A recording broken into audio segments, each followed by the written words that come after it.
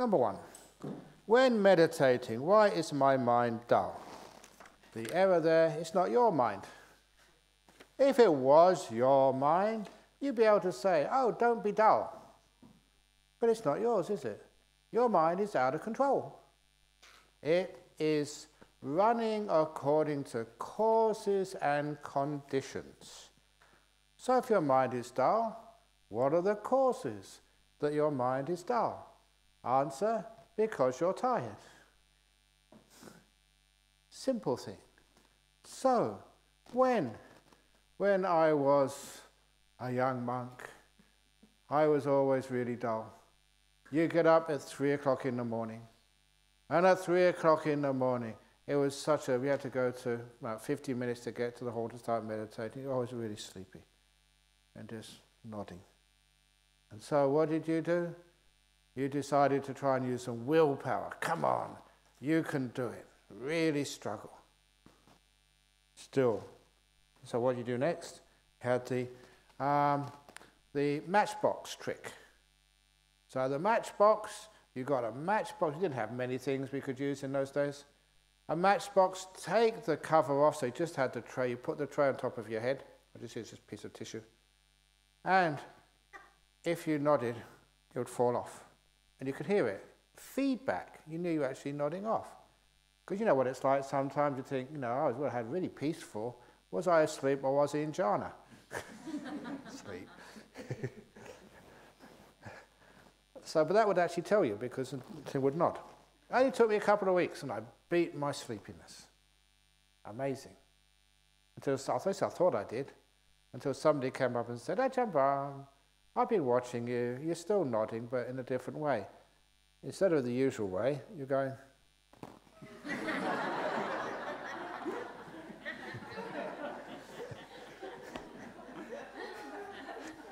The psychology, I've seen that with other monks try that. That's how it works. So, what? Then I started, I used to keep on trying. And then what happened was I went to Bangkok to do visas and find a nice place to stay. And at that time, we could actually stay at Wat Bhuan, in central Bangkok. That's a royal temple, really rich. And they had a place for visiting monks to stay. Because Wat Bhuan, Ajahn Chah was well known, so we could stay in this new building they had. Little rooms for monks, very comfortable. And they, no mosquitoes. And you had, someone found this air-conditioned room, which they used for giving lectures and classes. It was like a study monastery. But no one was using it between 3:30 and 5 o'clock, because those monks never got up that early, but we did. So we got the key for it, so we could actually meditate in this really comfortable air-conditioned room, early in the morning. And also because we're going alms round in Bangkok, it wasn't the old frog and rice anymore. It was actually quite nice food, which had some nutrition in it. And then I found all my sloth and torpor vanished. You get up in the morning, sit very peacefully. So this was experiment. When you're in the jungles, malnourished, Ajahn Chah used to say 4 hours sleep a night, maximum. But, didn't have CCTV cameras in the room. I got it down to 4.5. I could not get it more than 4.5 a day. So I was sleep deprived, malnourished, and I was born in England. This was in a really hot, humid jungle. There's still jungle trees there. It was really hot and humid. I wasn't used to that. So, it's not any disrespect to the Lord Buddha, but I thought if the Lord Buddha had been born in England and was in a sort of a jungle like that, malnourished and sleep deprived, probably he would have fallen asleep as well. It was just cause and effect, nothing to do with me. And I proved that because once you had better food, once you had a decent sleep, once you had aircon, then my meditation was great. I realized it was just causes and conditions, that's all. Which, in Pali is called sapaya. And that's where we get the Thai word sabai from. So the Thai pronunciation doesn't mean the same thing, but that's where it comes from. Sapaya, like causes and conditions are helping you.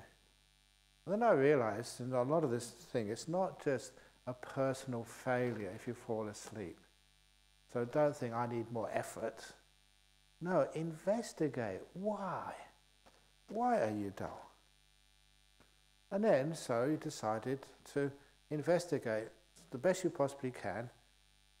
Enough rest, enough food, in a place where you can feel comfortable. Unfortunately, I don't know what you think about this hall. Is it hot? Is it cold? How many people think it's too warm in this room? How many people think it's too cold? Why you got your blankets on? It's just crazy, sometimes, especially have a Singapore Malaysian retreat here, and I'm just sweating, and they got their blankets on, and they say, "Can you turn the aircon down?" It's just different people, different sort of. I can't take this off. You're lucky, you can just. But that what happens is that different people, different sort of metabolisms. So you try and find the best for you. One of the great advantages of this place, you've got your own room. So you can actually get in there, and if you just adjust things, you can get it just right, not too hot, not too cold. And so you get your own little room there. So mind is dull because of causes and conditions. Why is my mind restless? Because it was dull. The two always go together. So what I used to do, I did actually try to force my mind, use willpower. And sometimes, you can get some strong willpower up. Okay, I'm going to just not watch every breath come. I'm not going to miss one. You really screw your mind up really tight, and you use willpower. You know what happens when you use willpower? My mind got really restless. It was as if, that you were sleepy. And then what happened? You really turned off on the effort, and then it went too far into restlessness. Because I just calmed down, just not too much effort, and then I was half asleep again. It was like restlessness and sleepiness, dullness. It was like two extremes on a pendulum. And always, if you were dull, and you try and wake yourself up, and you were restless. Restless, calm yourself down, and you fell asleep again. Could not find that middle way. So first of all, you realized it was a lot to do with the causes and conditions, your health, the situation you're in. Maybe people are a bit sick. This is one of the reasons why many of you have been working hard. Many of you have been traveling from different places, which means that, you've got to catch up just on your rest. It's one of the reasons, I haven't said this yet, but people have been doing it anyway, having extra naps. The reason for that is, so often I've seen this. Who was it? This exec in Sydney years ago came to my retreat over there, and she came again, one of these midnight arrivals, and she came and checked in the following morning and said, "I just arrived, I didn't get the instructions, what should I do?" And I said, "I'll give you my first meditation instruction." What is it? I said, "Go to bed." Catch up on your sleep. It was obvious she was just so tired. And at least she had enough confidence in my wisdom. So you know what she did? She went to bed, and they had dormitories. So she went to bed, she got up for lunch, then she went to bed again afterwards, came out for the talk, then went to bed, got up for breakfast, and after breakfast went to bed. She spent the first 3 days just catching up on her sleep, just about. And she told me that all the other people in her dormitory room were looking at her. "You're just slacking, And she said, "They were so angry at me." I said, "They weren't angry, they were jealous." That's what they want to do, but they didn't have the guts to do it. And of course, what happened, the first 3 days, she just caught up on her sleep. And in the next 3 days, because she was rested and ready to go, that she caught up with everybody else after another 3 days. And then after sort of 9 days, she was way ahead. She was a star meditator. Yeah, the first 3 days, she was just relaxing, getting her body ready for meditation. Because sleep deficit is one of our biggest problems. Thank you for yawning. It proved it. This lady over there, she yawned. Yeah, a few other people do that. And it's because we are tired. Now, how can we meditate when we're that dull? Except through force. And force doesn't cut it. So instead, you relax, you rest. You are kind to your body. And when you're kind to your body, that's sometimes what I did. Really sleepy in the morning, at getting up all that at a time. I just, okay, you want to go to sleep, fine by me. And because I never fought, because I never just struggled or strived, I found after a short while, I woke up. And when I woke up, you didn't go to restlessness, you got this wonderful, that's how I got that middle way. Just peaceful, poised, but not restless. And then of course you realized why. Is that 2 parts of the mind, the doer and the knower. I said I'd come back to this, so probably this is the second time I mentioned it on this retreat. It's only the second day. So I've mentioned this many times, the doer and the knower. If you want to know the party, Sankhara and Vijnana. And when you do stuff, you lose energy. It's not just physical energy, it's mental energy. I think I did actually see the amount, 20% of the energy which you take in through eating, 20% of that goes used up by the brain. It's amazing, just as a small organ. I remember just going to an autopsy and seeing the brain taken out. I thought, that's so small. Such a small thing creates so much trouble. And so, it's only a small organ, but that takes an inordinate amount of actually the energy. Because you're doing too much. Thinking, planning, worrying, struggling. That's where the energy goes. And so if you're dull, all that energy is sucking it out. You're getting more dull. You never get out of dullness by struggling and striving. So instead, I just let it be. There was nothing wrong with being sleepy. It wasn't against my precepts. So I allowed myself to be sleepy. Let it be. Open the door of my heart to sleepiness. And because I had a tiny bit of mindfulness, but I used that mindfulness not to interfere with things, to be in the moment, to be sleepy. And then, what happened? All the energy which I was wasting, struggling, all that energy which was just throwing away, it came into my mind. It recharged.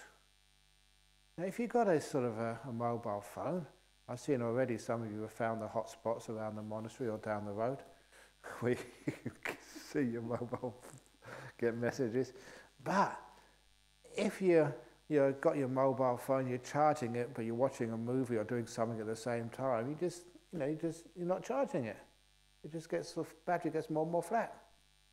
Same with you. Your brain gets more and more flat the more you think. So just leave it alone. It's got a natural charger. Just be mindful. Don't do anything. And your brain charges up. So you find you get awake. You get more awake. You get more awake. You get more awake. You get this wonderful poise, which is not dullness. It's not restlessness. You're just right there, effortless. It's the stillness allows you to energize. And hopefully that you'll do that on this retreat. Hopefully I'll do that as well. I've been really busy, as you all know. I always feel, I feel always a bit embarrassed years ago when they say, we just chanted it. This is what should be done by one who is skilled in goodness, not busy with duties. At least I'm honest about it. But you're trying to let go, but sometimes people don't let you. So anyway, here we are, just learn how to be still. Because when you're still, it means, what does stillness mean? It means not doing anything.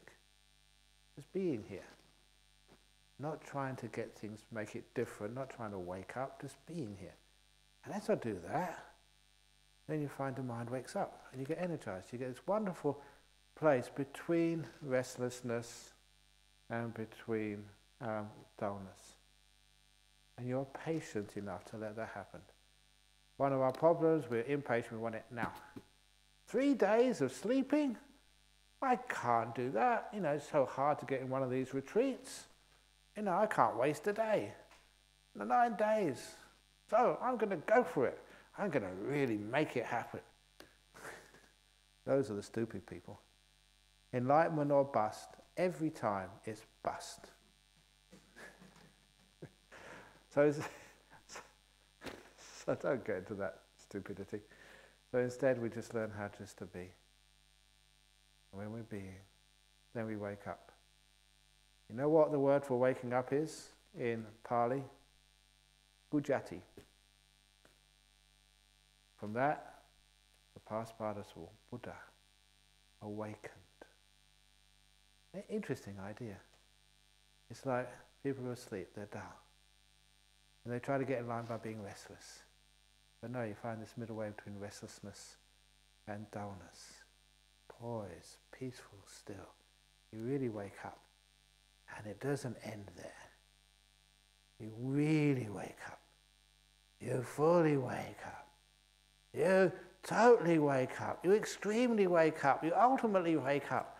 You more than ultimately wake up. You get more and more alert, more alive. Which is a wonderful thing to do. Sometimes you see people going around, they are zombies. You're the Walking Dead. Oh, that's a movie. But it means that we're not really energized. So, when you are energized, while your mind is restless and not dull, when you're actually really awake, you're happy.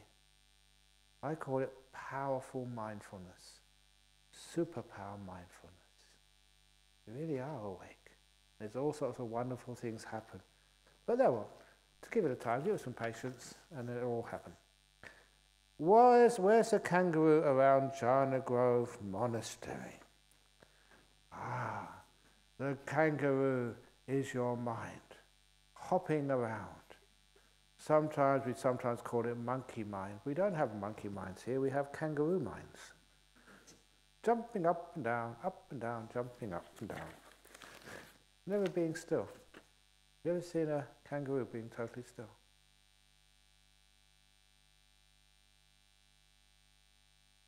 Always seen them jumping. Grazing, always going on to the next piece of grass. So anyway, if you see the kangaroos also come out at night. So you have to wait. The kangaroo comes out. But anyway, they don't come out here. We did have those kangaroos eating the lawn around those stupas. So that's why we closed the gates so the kangaroo doesn't come in. And you think, Ajahn Brahm, that's really cruel. What's wrong with the kangaroos having some delicious, juicy grass? And the reason is number one, they don't just eat it, they pull out it by the roots, and they poo everywhere, and they leave ticks. So if you want ticks on you, open those doors and let the kangaroos come in, and with them comes all these nasty little ticks, and so you get tick bites. So anyway, that's why we keep the doors closed, so the kangaroos don't come in. They have a whole forest to eat. Really take a tiny little bit. They've got the forest, they can go and have something to eat.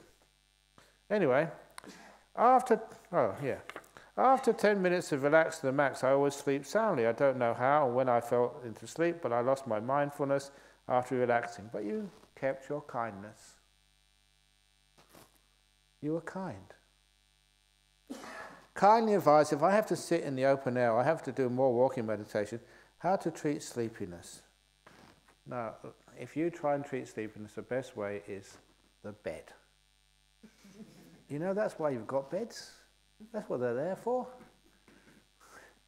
So, what to do is use what I say about mindfulness. Ask the question, body, what do you want to do? Be aware of your body. Ask that question, body, what do you want? And say, I actually need a glass of water. Amazing.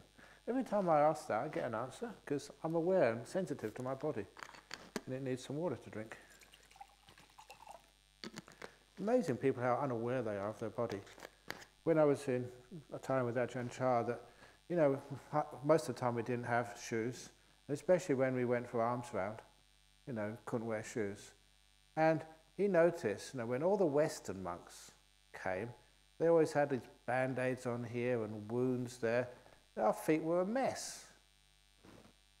You know, because, you know, we weren't at all aware of where we were treading, and there were sort of stones and there were tree stumps and all sorts of stuff over there. So we always had these wounds and covered with band-aids, our feet.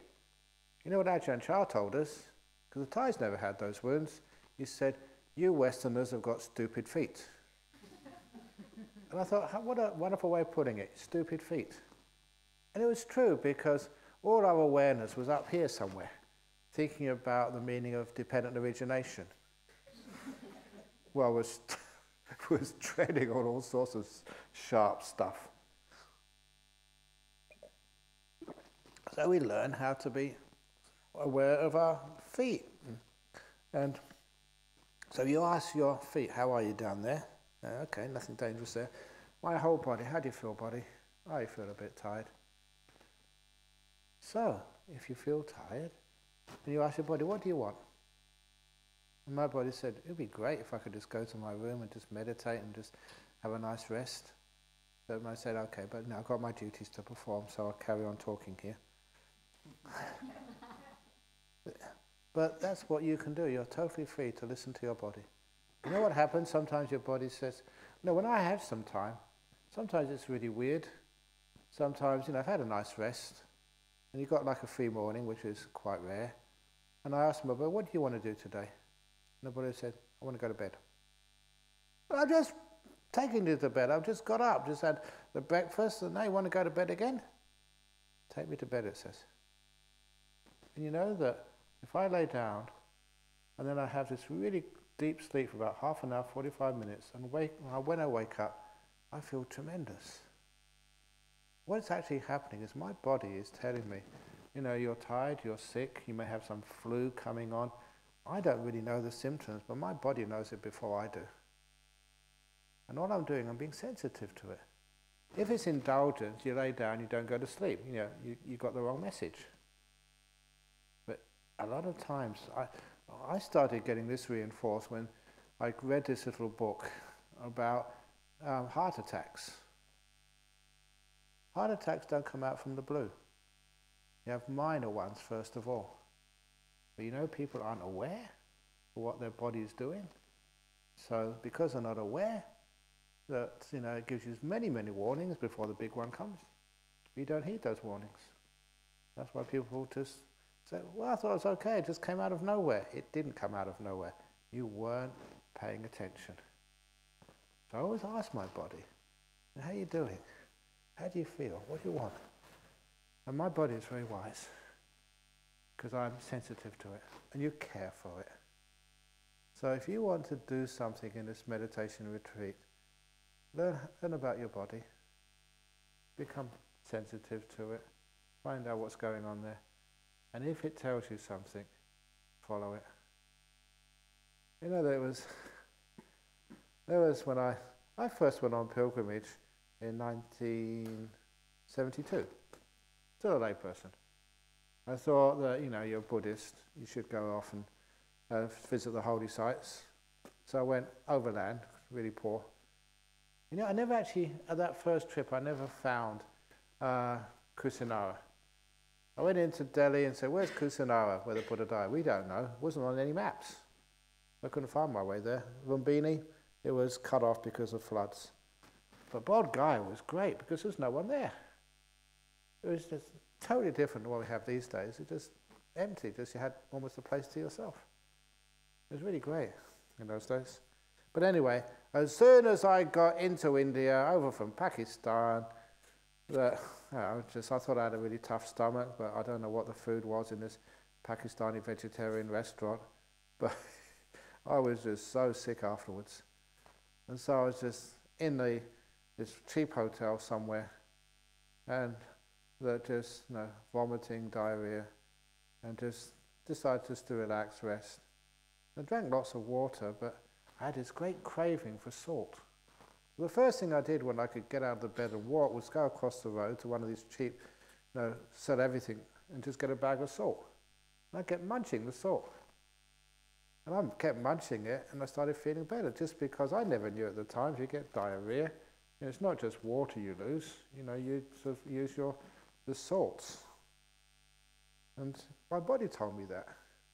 That's what I needed. So I listened to my body. It's not bad for me. People say it must be bad for you, but at that particular situation, I needed it. My body told me. So those are little things which, when you're sensitive to your body, you listen to your body, it tells you what you need. So anyway, I do the same with my mind. So if you want to understand this practice, you just ask your body, ask your mind, what do you want?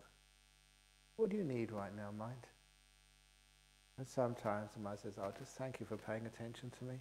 What I need is a bit of kindness. And sometimes my mind says, okay, I just want to go for a walk. And you go for a walk, and then the mind says, okay, enough. Now what do you want to do? I just want a cup of tea. So you go and have a cup of tea. Now what do you want? You know what happens when my mind says, I want to meditate now. And when we meditate together, because my mind wants to, it's just so easy.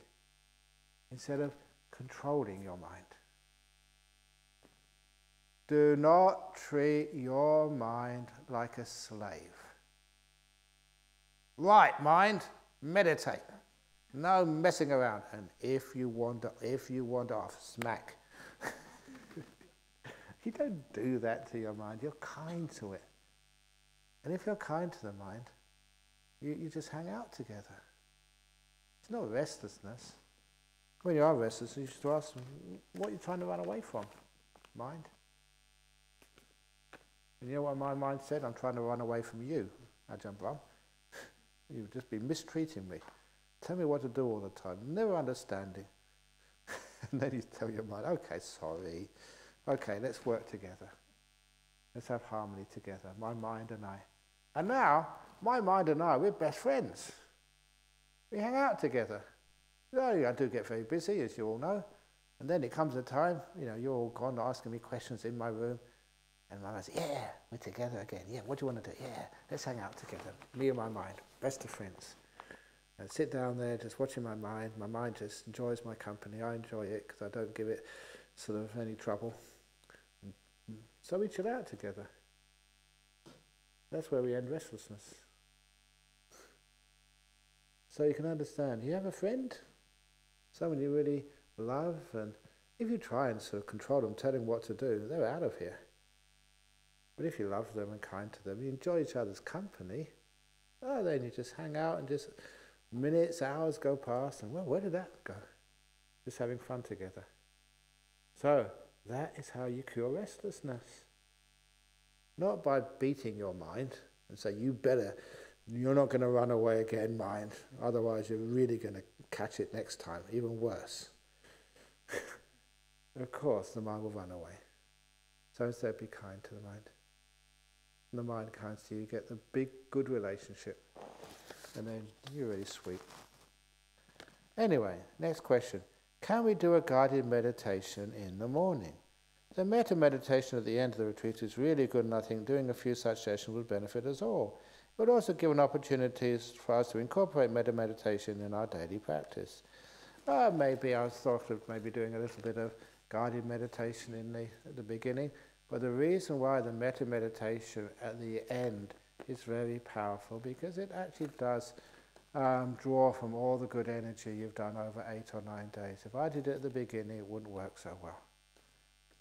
But I think it's a good idea to do some guided meditation, so I'll probably do some tomorrow morning, and then just see how we go from there. Dear Ajahn Brahm, someone told me that when joy, happiness comes when watching the breath, do not pay attention to the feeling, but go back to the breath. That is according to the Anapanasati Sutta. Correct? No. And I will show you that if you want to see the word of the Buddha, the Anapanasati. I'm now going to introduce you to one of my favourite words. Gomayang. Many of you know that word, which is why you laughed. Go, G-O, is a Pali word for bull. You know, the male sort of cow. Not the cow, I don't know what they call it. Anyway, a bull. And mayang, the go mayang, means what comes out of the back end of the bull. The poo. But you don't call it poo, you call it S-H-I-T. So, bull plus S-H-I-T. People just get really upset when I say just what other people say. So instead, and Ajahn Chah, he always just say key this and key that. Key is the word for S-H-I-T. So anyway, to behave, because people want me to behave. I call it Gomayang. So every time I say Gomayang, you know what it means. BS. So that's absolute Gomayang, and that's not just harmless Gomayang, that is very, very dangerous Gomayang. Because if you look at the Anapanasati Sutta, it says the 5th stage of the Anapanasati Sutta is, as you breathe in, you experience joy. As you breathe in and out, you experience joy. As you breathe in and out, you experience happiness. You're supposed to do this. You're not supposed to go back to the breath. You're supposed to develop the happiness, the joy. It's natural. I don't know why people are afraid of happiness. The Puritans, those extreme Christians, they were the ones who defined their religion as, this is definition of Puritan Christianity, the fear that somewhere someone is being happy. Wipe the smile off your face. You've got to suffer. If you're not suffering, you're not really practicing. That's absolutely crazy stuff. And you just look, okay, you've got all these happiness quotes now. You look at the one of the great suttas, the Dhammacayita Sutta. Dhammacayita Sutta. The monuments to the Dhamma in the Majjhima Nikaya. And there, King Pasenadi of Kosala, he used to rule at Savatthi, right next to the Jetavana monastery, the Jetagrove monastery.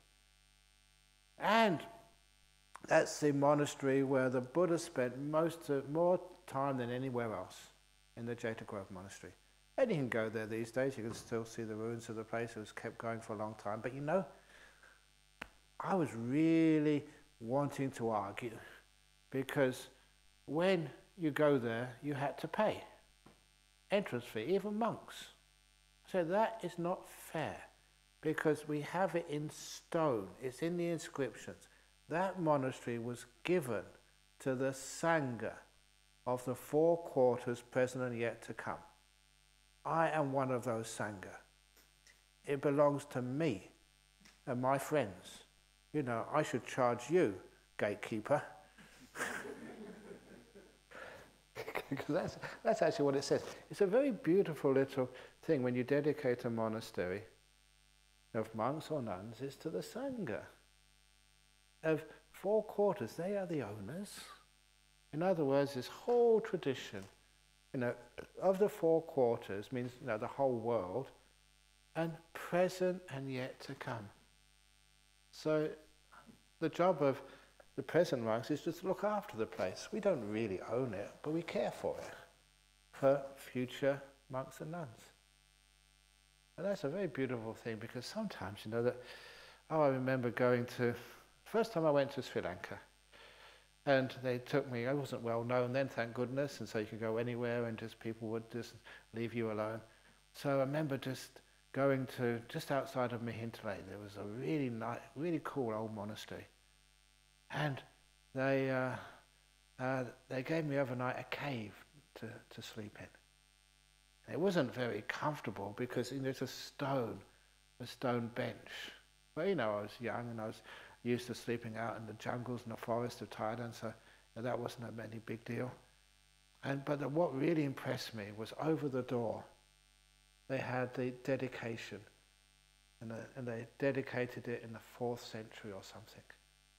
That was about 1600 years ago. So I was staying overnight in a cave where monks had been there for 16 centuries. And it was mine for the evening. And that was just so inspiring. It really gave you just goosebumps. You just wanted to meditate. You felt, a bit embarrassed about sleeping because of the whole history behind it. That was amazing. And the reason why, you're allowed to go in there is because it was belonged to you on the door, to the Sangha of the Four Quarters, present and yet to come. So it was my turn to just go in there. And later on, somebody else would go in there. And that sort of history, that whole idea was amazing. But anyway, back to the Dhammadayata Sutta. King Pasenadi, he had the Lord Buddha really next door, walking distance. So he'd, just after his worldly stuff, he'd just go and just see the Buddha. And just how fortunate that would be to have a Buddha just, so close. And so he went to see the Buddha, and the monk said, he's in his kuti. But he said, no, you're the king. If you knock on the door, I'm sure the Buddha will let you in. And so he knocked on the door, and the Buddha let him in. And then the king immediately got on his knees and started kissing the Buddha's feet, kissing them all over. And, he said, what are you doing that for? With the Buddha. You have this wonderful love for a teacher, you care. He said, you've been so amazing to me all these years. As a king, you can't trust other people, and sometimes other people, you don't know what they're really up to. But I can always come up here, and you're just like a father figure to me. And you've given me so much just to show my compassion to you. This is just what I want to do. And so that once somebody tried to do that to me. There was, I remember his name, Santikaro. He was a monk with Venerable Buddhadasa for a while. And I was over in Bangkok. And he's junior to me, American monk. He just, when he saw me, he said, Ajahn Brahm. And he went down and kissed my feet. I said, what the heck are you doing? You'll catch something. And he said, you don't remember? He said, yeah, why? He said, because when I was a young monk, he just was visiting, Wat Nanachat in Thailand, and I just taught him some meditation. He said that just changed his whole life. And even though he became a monk, became a bit of a teacher. I don't know what happened to him since. He went to the United States. But he had so much gratitude. He said, I don't care about catching disease, I need to do this. It's just showing respect. But please don't do that to me. Stay off my feet.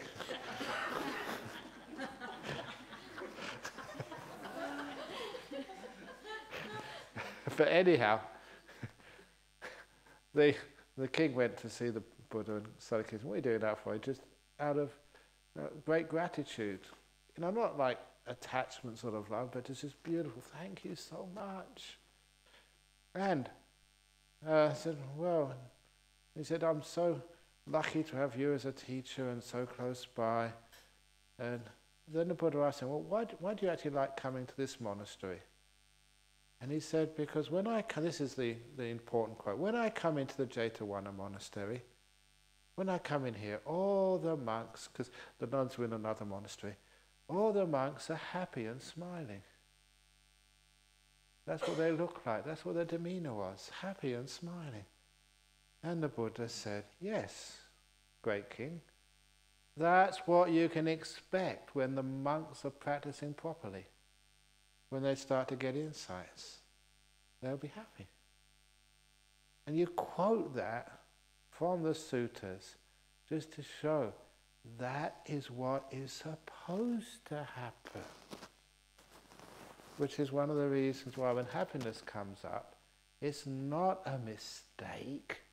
It's not, oh my goodness, I must be doing something wrong. I'm enjoying meditation. Quite the opposite. Even a few kids today, they were just school holidays, they were coming up and their mum or whatever it was and their friends, they were saying, oh, just how can these young ones, how can they concentrate and focus on their work? So I said, well, what do you like doing? They said, video games, movies, someone like watching sport. So, well, when you're watching sport on the TV, is it easy to focus? So, yeah. When you're playing a video game, it's easy to focus. Oh, yeah, I don't get distracted playing video games. When I do maths, yeah, I get distracted. Why? It's because you're enjoying playing video games. Because you're enjoying watching the sport. So I said, well, just sport, maths quizzes, all the same. It's just a game. It's just a little competition. It doesn't matter who wins. You have a maths quiz, a maths Olympiad. Let's just change your perception of it. It's joyful. Give it a go. And that means that you can focus. So they got the idea. If it's joyful, if it's fun, of course, it's easy to meditate. So, that's actually how so when joy and happiness comes when watching the breath, do not pay attention to the feeling but go back to the breath. That is according to the Anapanasati. It is not according to the Anapanasati Sutta. It's actually totally the opposite. Wouldn't it be better if we let the mind choose without controlling, go forth with the flow and just wait for the manga to fall into the hand? Thank you. Exactly. So, in other words, when it gets happy, just let it be. And it gets happier and happier and happier. And happier and happier and happier. And happier and happier and happier. Oh, wow. Oh, yeah. Whoa. That's what it's like. I always remember this fellow. He was such a great fellow, but he got addicted to heroin. And, I don't know much about heroin except when he said he just tried one hit of heroin. And he said, I may not be right here. This is what he told me. He said, for some people it doesn't do anything, but for him, one hit and you're hooked for life. It just grabs you straight away. And he was trying so hard to overcome that addiction. He had a beautiful wife who was just so supportive, struggling with his addiction. And so they came to Bodhinyana Monastery over the road. Just to see if really supporting conditions, no stress, trying to give him a bit of space. And he was doing really, really, really well. But he said that if you've got an addiction like that, 1,000 times a day, he has to say no. Of those 1,000 times, one time he says yes, and he's addicted again. It's just such a terrible, terrible, terrible sort of struggle. And he was going so well, but the reason I tell that story, but then eventually he broke again and just has to start again. One thing he told me that, you did get a bit of blissful meditation. I thought, yeah, maybe this is going to get you out of the heroin addiction. And I always remember him. I was going back to my cave, and he came running up that little path, from the kitchen to where I stay in the cave at Bodhinyana, came running up to me. He said, well, look, please stop for a moment. Yeah, what happened? And he said, I never thought I'd ever say this. He said, I know that you kept on saying, marketing, the bliss of meditation is better than sex, orgasm, much better. And he said, yeah, well, I thought maybe that, but I never thought I'd ever say it's better than heroin. Because apparently the high of heroin is way better than orgasm. So, and this was actually another level. And I thought, wow, great. Maybe now you can actually get past this. But it didn't last. But that is why the joy is part of the path, a happy path. That's why really it's a beautiful path to go on. So anyway, hopefully that will happen to you. Just get a lot of bliss, a lot of happiness. Don't throw it away. That's what's supposed to happen. When we do walking meditation, which should we watch? Feet or breath? If you watch your breath when you're doing walking meditation, you'll find you'll squash so many of those little millipedes.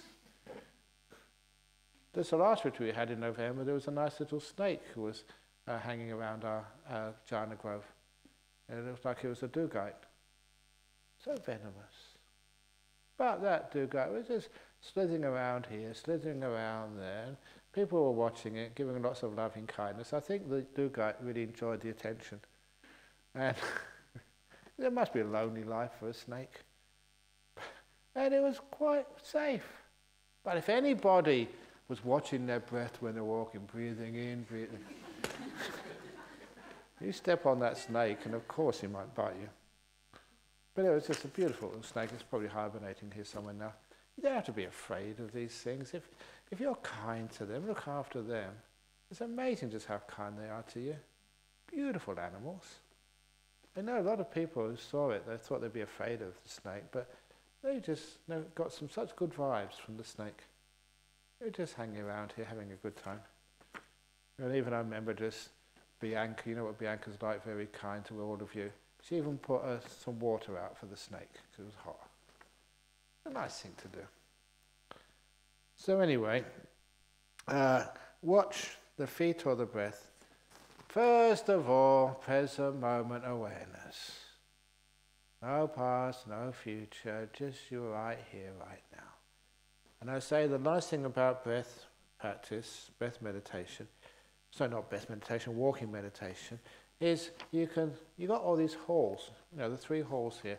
You've got these red carpets you can do walking meditation on. You notice the colour red on the carpets? I chose those myself because I wanted to encourage walking meditation, to give you the red carpet treatment. And also when you walk on there, just the halls, especially for walking meditation, nothing else. I was really expensive to actually get 3 halls, big halls, so you can actually do walking meditation. So you can sit down here and you get up and do your walking meditation, you come and sit here, back and forth. The nice thing about the walking meditation is you start at the beginning, you go to the end, you turn around and you come back again. You don't get anywhere. Which is part of walking meditation, which is so important. You end up where you started. Because that stops people always trying to get places, to get somewhere, to improve. Meditation is not about getting anywhere, it's being more where you already are and finding what's right in the center of this moment. Trying to get somewhere is endless. The world is spherical. You go round and round and round and round, back and forth, thinking you're getting anywhere. I was theoretical physicist. Now, I've forgotten most of it. All that hard work. And now, what's left? Only just a tiny echo. And I haven't really got into dementia yet. Give me a few more years. You know that I gave a seminar on dementia. Forget who the doctor was. He was a professor in Singapore on dementia. And I gave the religious part of it, the meditative part of it. And he gave his presentation first. And what he said really shocked me, because when I gave my presentation, I told him, I said, your definition of dementia, some of the clear signs of dementia are, number one, you just can't remember the past, that you don't really know about the future, and you become socially disengaged. And I said, I've been teaching people that for years.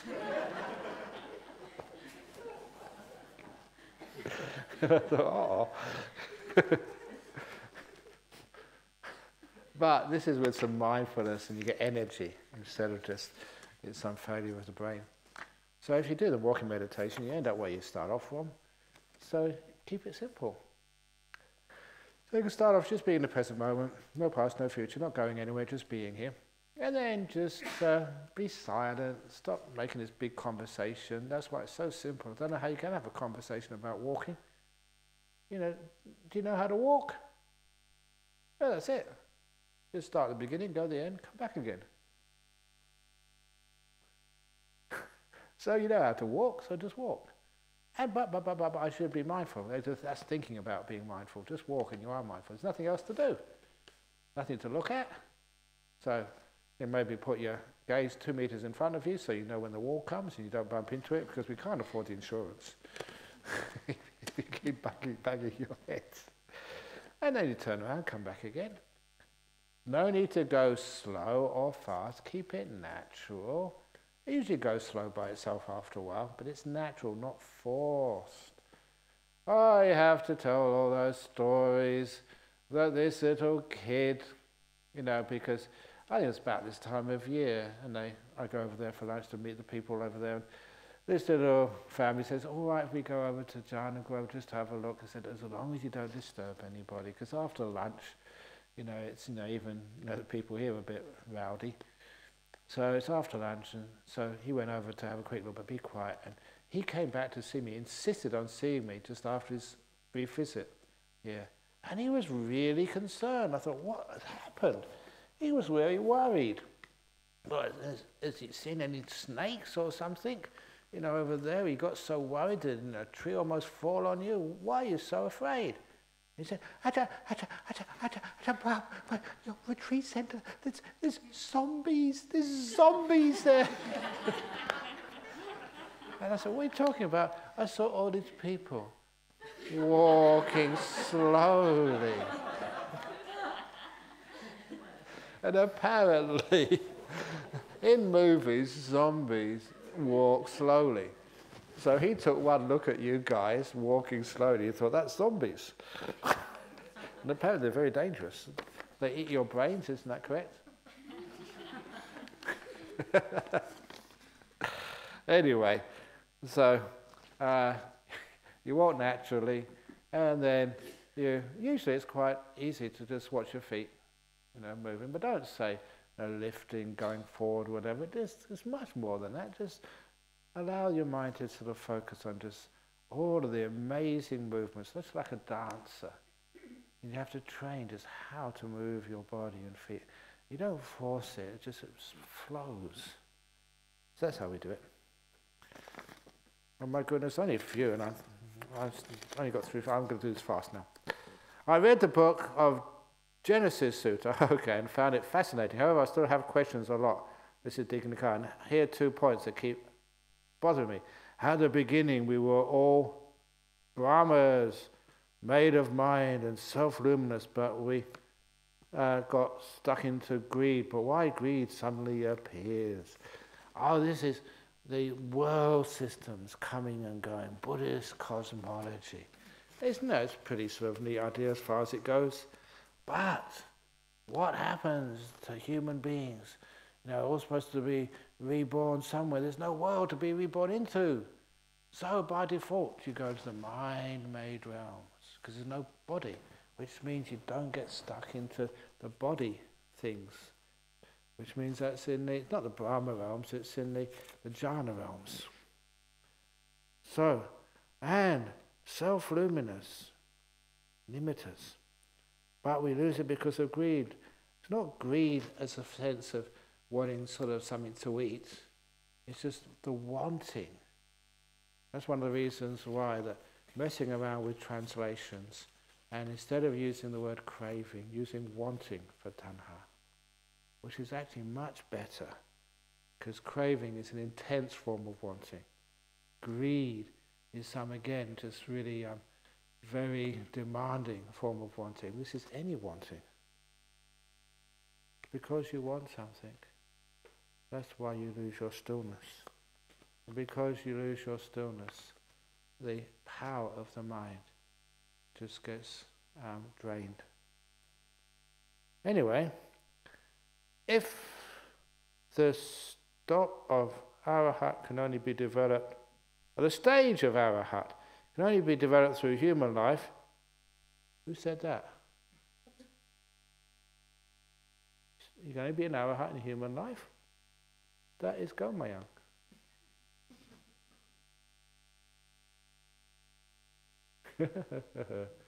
Anagamis, non-returners, they become arahats in the Sudawasa. So, anyway, developed through human life, when it was a good thing that we have greed. In other terms, bad action can cause good results. That's trying to find a loophole there. No, if you're in the Deva realms, then just don't need to come back here. If you have to, fine. But, just it's much better to bliss out and disappear there. Dirajan, is dream a defilement? No, it's not a defilement. It is, just depends on, because it's karmically neutral. Simply because that, you've got no real control over it. The will is not there. It's just such a weak will in the dreams. So when you have dreams, you don't really worry about them. If you have negative dreams at night, it's just because you take all your worries and concerns into bed with you. So instead, am I telling too many bad jokes? Okay, but I'll stop then. This was a really bad one and get into big trouble. If you want to hear it, you can ask me in private afterwards, if I keep remembering it. But anyway, it's the same, you're good, so if you want to actually have a good night's sleep, you just tell yourself as you go into sleep, or just like relax to the max, may all beings be happy and well, including me, may I have a good night's sleep. Good night, me. And just get some loving kindness to all beings and to yourself to relax. And you tend not to have dreams. But if you're tired, of course, sometimes you do have dreams because your brain is still active. So anyway, that's dreams are defilement. It's the type of dream. That's a defilement or not.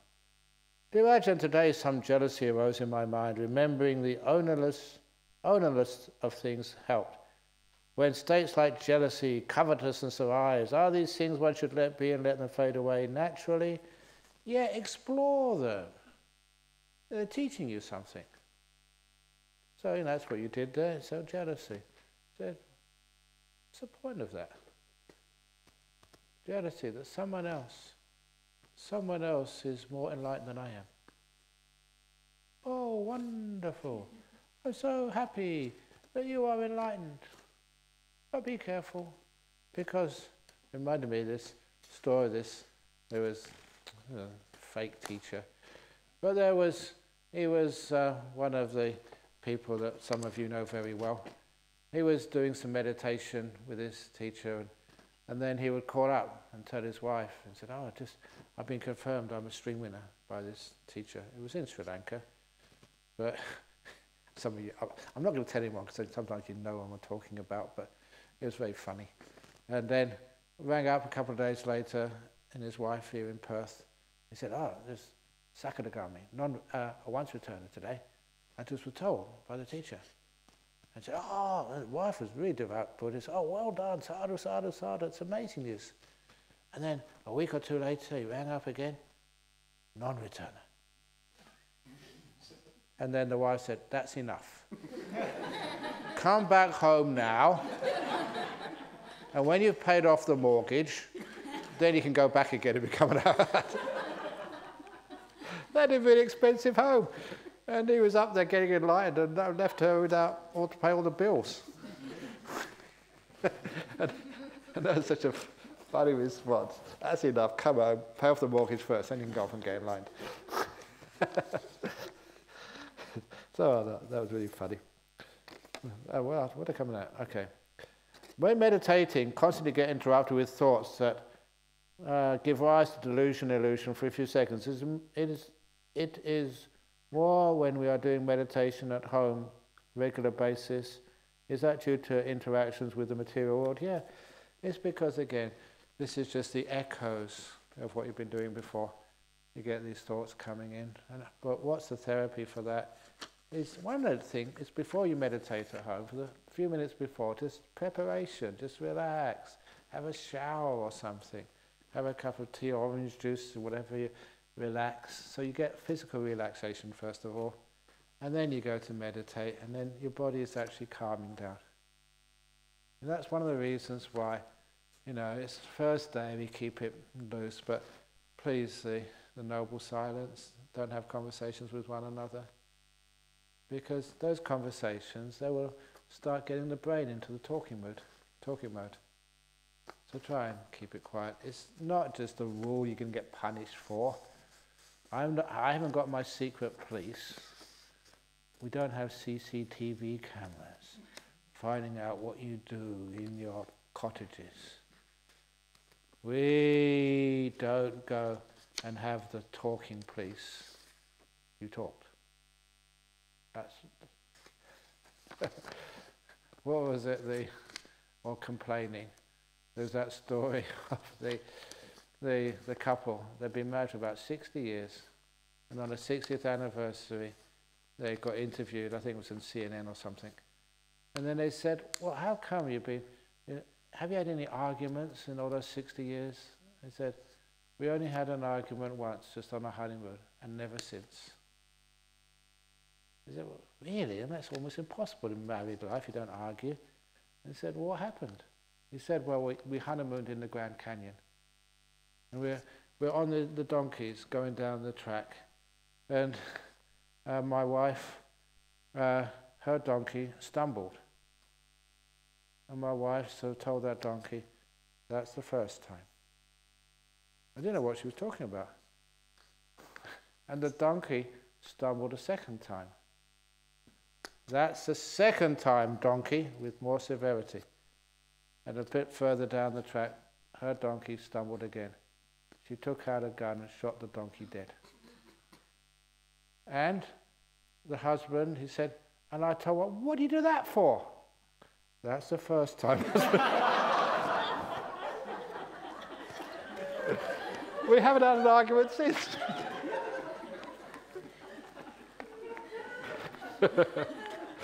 Sorry about the bad jokes, but it's this time of the night.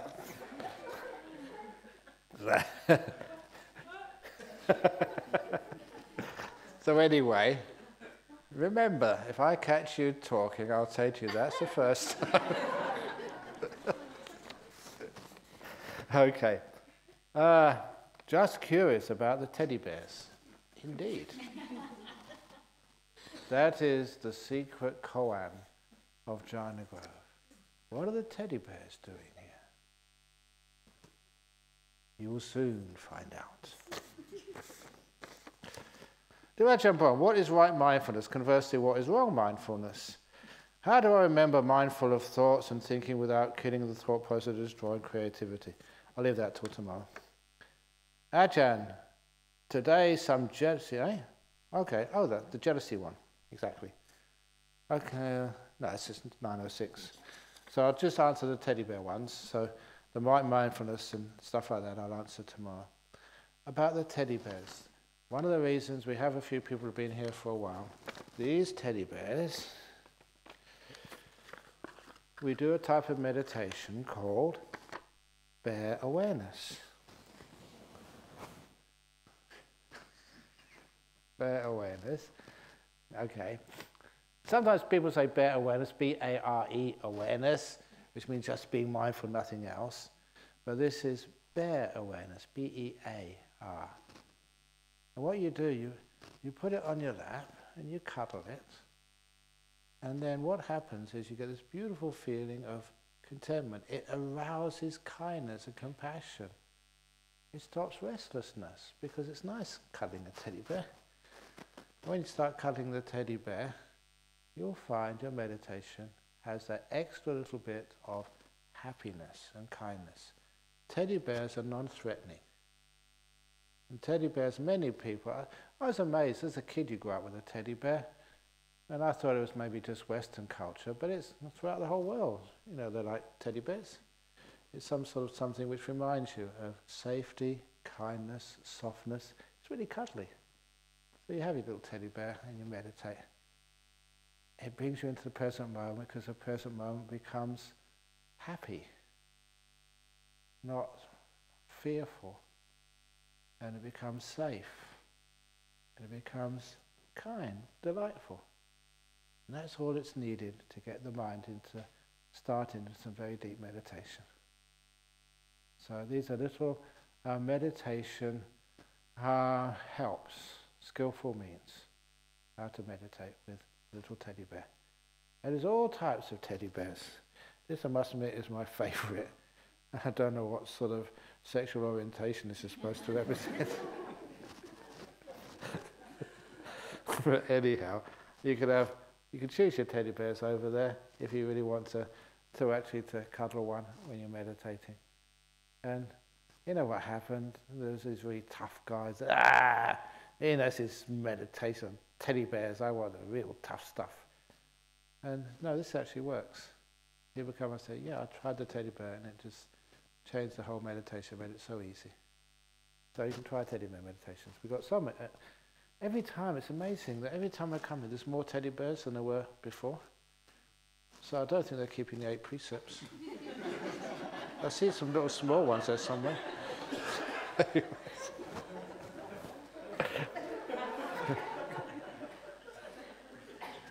Okay, so that's it for tonight. I'll do the other ones afterwards. So, 3 sadhus.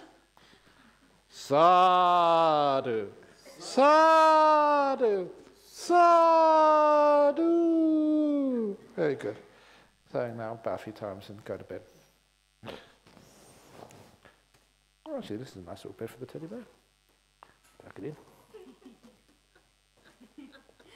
There you go.